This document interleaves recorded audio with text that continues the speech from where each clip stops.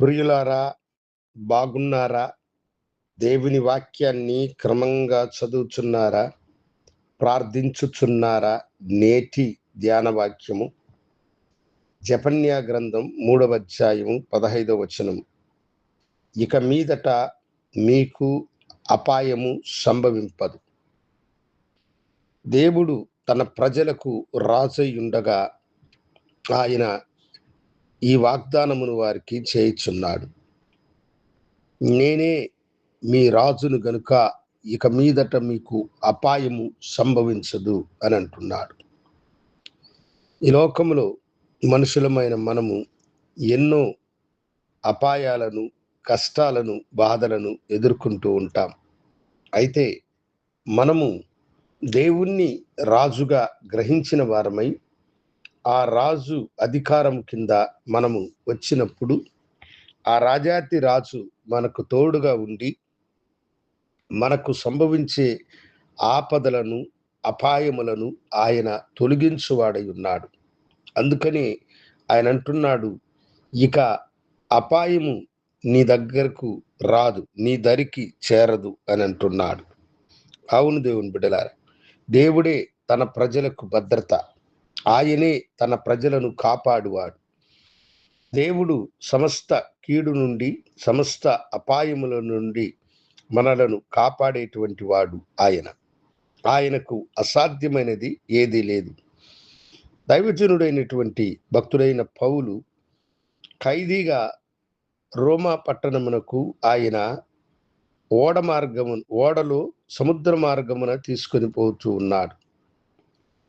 ఆ సముద్ర మార్గములో హఠాత్తుగా తుఫాను చెలరేగి గాలి వీచి ఆ ఓడలో ఉన్న వారి ప్రాణాలకు భద్రత లేదు అన్నట్లుగా వారు వణికిపోతూ ఉన్నారు.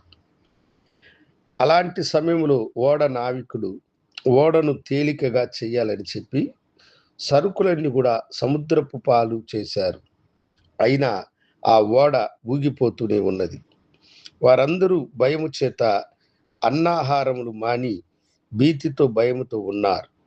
అప్పుడు దేవుని దూత పౌలుని దర్శించి పౌలుతో అన్నాడు, ఇదిగో నేను నీకు తోడై ఉన్నాను గనుక ఈ ఓడలో ఉన్న వారి ఎవరి యొక్క ప్రాణములకు అపాయము సంభవించదని ఆయనతో చెప్పాడు.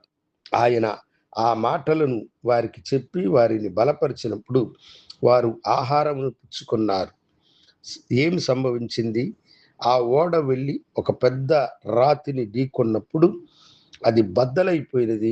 అయితే ఆ ఓడలో ఎవరి ప్రాణాలకు నష్టము కలగకుండా అందరూ ఒక కొయ్యో, చెట్టు కొమ్మ ఏదో ఒకటి పట్టుకొని దరి చేరినారని వాక్యములో రాయబడినది.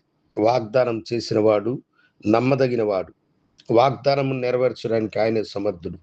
ఆయన అంటున్నాడు, ఇక ఏ అపాయము నీకు సంభవించదంటున్నాడు. దేని చేత నువ్వు భయపడుతూ ఉన్నాను? ఈ రోగము నీ ప్రాణమును తీస్తుందని భయపడుతున్నావా? ఇదిగో శత్రువులు నన్ను ముట్టబెట్టాలని అనుకుంటున్నావా? దేవుని సువార్తకు విరోధులైన వారు నీ ప్రాణమునకు అపాయము కలుగజేస్తారని భయపడుతున్నావా? దైవ సేవకుడా, ఇదిగో ప్రభు నీకు చేయుచున్న వాగ్దానం, ఇక అపాయము నీకు సంభవించదు. ఎందుకంటే నేను నీ రాజుని. ఆ రాజు మన కొరకై తన ప్రాణం పెట్టి మనలను రక్షించినవాడు. ప్రార్థించుకుందాం. పరిశుద్ధుడా, ప్రేమ నమ్మకం కలిగిన మా యేసు అపాయము సంభవించదని వాగ్దానం చేసినారు.